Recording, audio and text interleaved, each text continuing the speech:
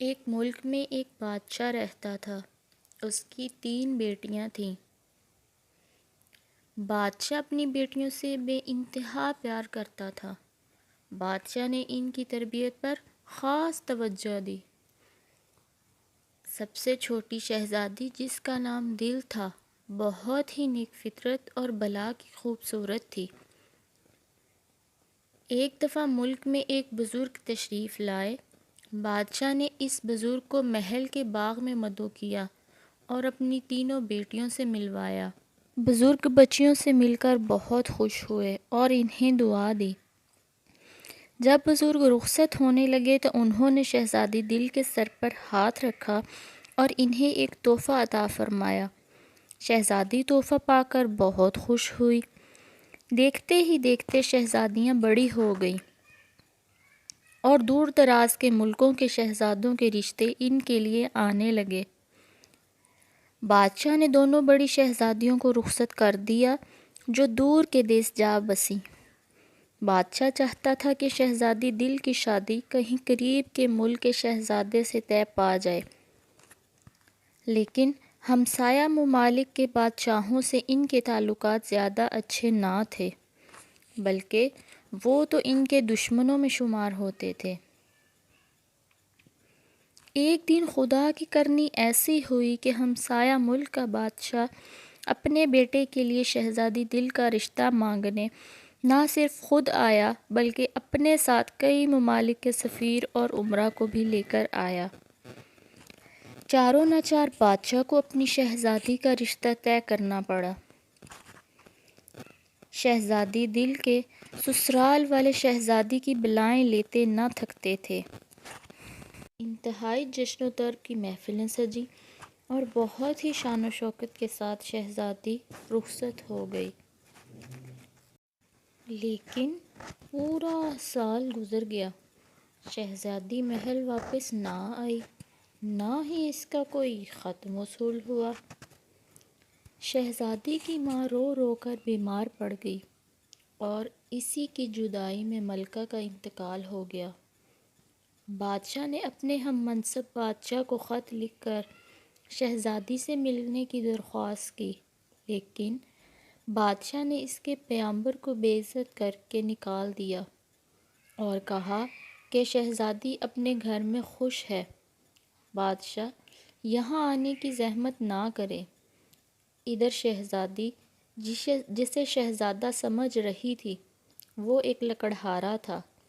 شہزادی کی شادی دھوکے سے کروائی گئی تھی اور دشمنی کا نتیجہ تھا وہ لکڑہارا انتہائی اکھڑ مزاج تھا۔ جنگل میں ایک جھونپڑی میں شہزادی کو باندھ کر رکھتا تھا، اسے طرح طرح سے اذیتیں دیتا۔ شہزادی اس ظلم کو سہتی رہی تاکہ وہ کسی دن موم ہو جائے اور اسے بیوی کا درجہ دے دے، لیکن ایسا نہ ہوا۔ ہاں، وقت کے ساتھ ساتھ اس کی زنجیر ڈھیلی ہوتی گئی۔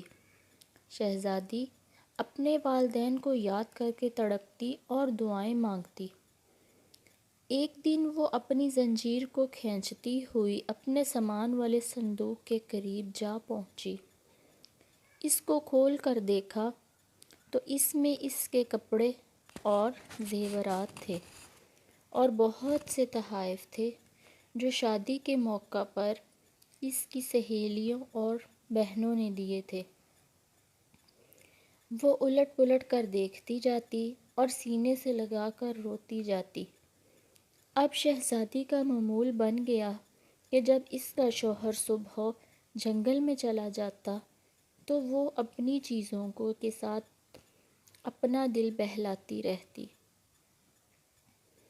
ایک شام اس کا شوہر واپس نہ آیا تو جھونپڑی میں بہت ڈر لگنے لگا۔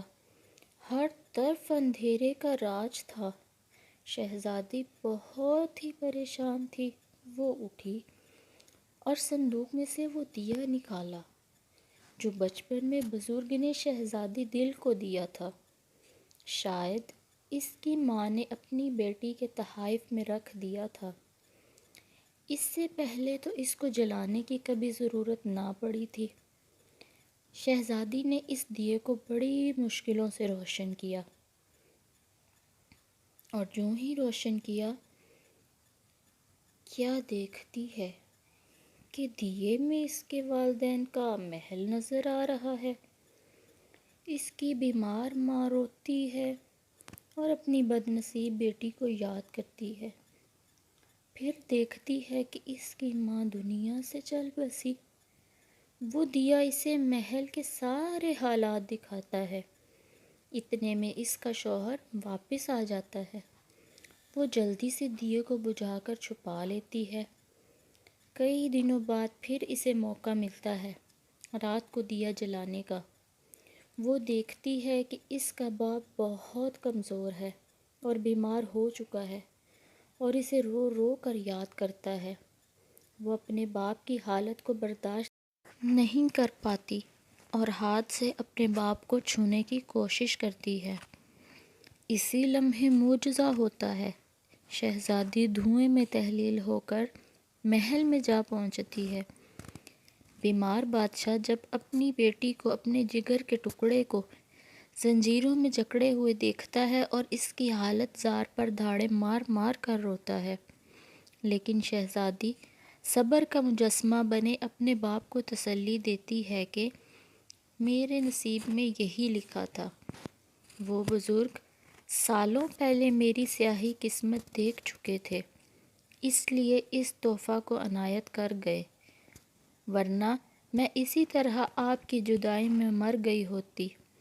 اب اللہ کا شکر ہے جس نے مجھے آپ سے ملوا دیا۔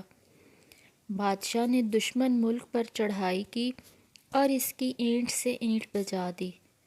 مخالف بادشاہ مارا گیا اور لکڑہارا قیدی بنا لیا گیا۔